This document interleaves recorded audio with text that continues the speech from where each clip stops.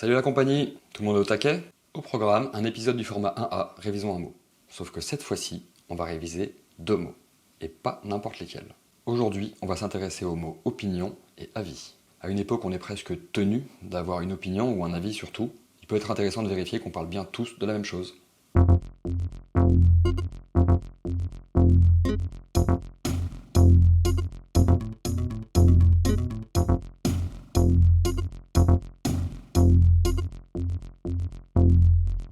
On commence à prendre l'habitude. On débute par un rapide sommaire. On va parler de la signification actuelle de ces mots, puis on va regarder leur définition. On va ensuite se pencher sur leur étymologie et sur l'évolution de leur sens à travers l'histoire. Et enfin, viendra le temps des conclusions. Allez, c'est parti.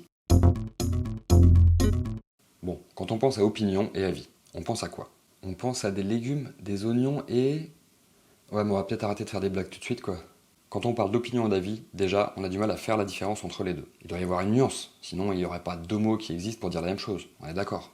Par exemple, on parle d'opinion publique, de liberté d'opinion, de donner son avis ou son opinion, d'avoir ou de se faire un avis, de partager une opinion, de déposer un avis sur un restaurant, un film, voire même une personne. Quand on pense à des synonymes, on pense à opinion et avis, justement, mais aussi jugement, position, impression, croyance, pensée, idée, point de vue.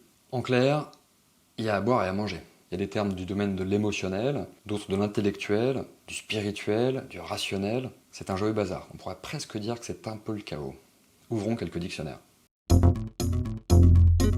On va commencer par opinion, et par le Wiktionnaire, qui nous dit que l'opinion est un avis que l'on a sur une chose, un jugement de cette chose, mais aussi un courant de pensée, une mouvance, une tendance sociale, philosophique, politique. Quant à l'avis, il s'agit de ce que l'on en pense et aussi de ce que l'on en dit, comme une opinion, mais aussi une communication publique, un avertissement, une annonce, un conseil ou une délibération, mais aussi en droit l'opinion ou le suffrage de chaque juge, lors du jugement d'une affaire, et enfin l'opinion du Conseil d'État. Si on rend visite au CNRTL, on parle de manière de penser sur un sujet ou un ensemble de sujets, un jugement personnel qu'on porte sur une question, qui n'implique pas que ce jugement soit obligatoirement juste. On parle aussi de jugement, de manière de penser dénotant une orientation particulière, de point de vue, de position précise que l'on a dans un domaine particulier, et encore d'avis, de jugement qu'une personne émet à la suite d'une délibération, de jugement de valeur que l'on porte sur quelqu'un, sur quelque chose, de jugement collectif, de type de pensée, d'ensemble d'idées partagées par un groupe humain sur un sujet ou sur un ensemble de sujets, ou encore par la majorité des membres d'une société. Quant au mot avis, il s'agit d'une opinion ou d'une information communiquée, et sinon on retrouve à peu près les sens qu'on trouvait précédemment dans le Wiktionnaire. Allez, un petit tour sur le Larousse qui nous dit qu'opinion est un jugement, un avis, un sentiment, ou de l'ensemble des idées d'un groupe social. Quant au mot avis, il s'agit de ce que quelqu'un pense sur quelque chose ou sur quelqu'un, mais aussi une information au public émanant d'une autorité officielle ou d'un particulier, et enfin d'une opinion exprimée avant ou dans une délibération, et n'ayant pas force de décision. On trouve encore quelques définitions en droit ou en tauromachie. Allez, comme on est des fous, on finit par le littré, qui nous dit qu'opinion est un avis, le sentiment qu'on se forme des choses, ou encore un jugement en bien ou en mal qu'on porte d'une personne ou d'une chose, d'une croyance probable, ou encore de doctrine politique ou religieuse. Quant au mot avis, il s'agit de manière de voir, d'opinion dans une délibération, de vote dans une assemblée, ou encore de conseil, de parti qu'on prend, d'avertissement, et d'information ou de nouvelles. Ça y est. Que peut-on retenir de ces définitions? Eh ben, on n'est pas beaucoup plus avancé. Il semble assez difficile de faire une distinction claire entre ces deux mots. Et plus on consulte de sources, moins c'est évident. On peut constater que certaines sources font peu, voire aucune différence entre les deux mots, et en effet de nos jours on a clairement tendance à mélanger les deux, à utiliser l'un ou l'autre de manière interchangeable. Certains font la différence en disant qu'on exprime une opinion, qu'on donne ou qu'on partage un avis, et qu'on défend un point de vue, que cela dépend du contexte finalement. Certaines autres disent que l'opinion est quelque chose de personnel, qui provient de nos ressentis, de nos émotions, de nos sensations, de notre expérience personnelle. Quelque chose de l'ordre du subjectif, pourrait-on dire. Là où un avis est quelque chose de plus intellectuel, qu'on se forge en analysant des faits, en essayant justement de s'affranchir de notre propre ressenti, de nos émotions personnelles, quelque chose de l'ordre de l'objectif, donc. On peut penser à l'analogie avec un tribunal, par exemple, où l'accusation et la défense expriment ce qu'on pourrait appeler des opinions, ou des points de vue, forcément différents, et où le juge, les jurés, doivent se faire un avis, à partir de ces opinions divergentes, voire antagonistes. Beaucoup de sources insistent d'ailleurs sur le fait qu'une opinion peut être juste ou vraie, comme elle peut être fausse ou erronée. D'ailleurs, ne dit-on pas changer d'opinion? Ah, on dit changer d'avis aussi. Tout de même, si on voulait vraiment faire une distinction entre les deux, voilà ce qu'on pourrait retenir. L'opinion est quelque chose du domaine du ressenti. Il s'agit plutôt d'une sorte de cri du cœur, qui a besoin d'être exprimé.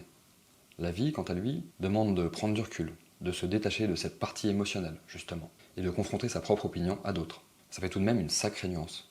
Maintenant qu'on a fait le tour des définitions et du sens actuel des mots opinion et avis, jetons un œil à leur étymologie. Et surtout, remontons le temps et voyons l'évolution de leur sens à travers les époques. Mais vous savez quoi? On va même pas regarder pour avis. On va juste noter, au passage, que certains penseurs de la Grèce antique disaient que derrière un avis se trouve nécessairement une idée d'action. On se fait un avis dans le but de prendre une décision, d'agir par la suite. Sinon, il s'agit d'opinion. Opinion, pour sa part, est issu du latin opinio, dont Dico-Latin nous dit qu'il s'agit de conjecture, d'idée ou d'opinion. D'autres sources évoquent le mot latin opinor, qui signifie avoir telle ou telle opinion, ou conjecturer. Bref, opinor ressemble beaucoup à opinion, dans le sens actuel, tel qu'on l'a en tout cas nuancé dans cette vidéo. À noter tout de même, un autre dérivé d'opinor en français est le verbe opiner, qui signifie, contrairement à tout ce qu'on a pu voir avant, acquiescer à quelque chose, l'approuver. Mais si on va voir le CNRTL, c'est le pompon. On y voit une différence entre opiner, opiner à, opiner pour, contre, en faveur, de, que. Bon, au moins peut-on être sûr que l'inverse d'opiner est inopiné. Ah, tiens, non. Allez, on va s'arrêter là. On pourrait y passer des heures et on n'aurait pas plus de réponses franches, claires, uniques, unanimes. Alors, passons plutôt aux conclusions. Que peut-on retenir de cette révision?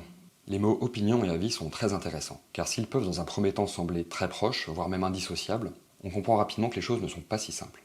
Le sens des mots évolue avec le temps. Il évolue avec les époques, il évolue avec les mœurs, il évolue avec les langues, les traditions, les usages, les besoins, les progrès. Ce qui est marquant, c'est qu'il existe parfois de très nombreux mots, de nombreux synonymes, pour décrire des idées très proches, aux nuances difficilement perceptibles. Des mots si proches qu'on finit parfois par les confondre. Et à l'inverse, on manque parfois de mots pour décrire certaines idées, certains concepts, pour lesquels aucun mot n'est réellement satisfaisant. Et c'est ainsi, d'ailleurs, qu'on invente de nouveaux mots, et qu'on enrichit la langue. Ce qu'on ne doit pas oublier, c'est que si ce mot existe, c'est qu'il est utile, ou qu'il l'a été, à une époque, pour certains. Les Inuits ont bien des dizaines de mots différents pour parler de neige et de glace, et nous, on en a un seul pour parler d'amour. Et ça, c'est intéressant, non? À la prochaine. Bisous.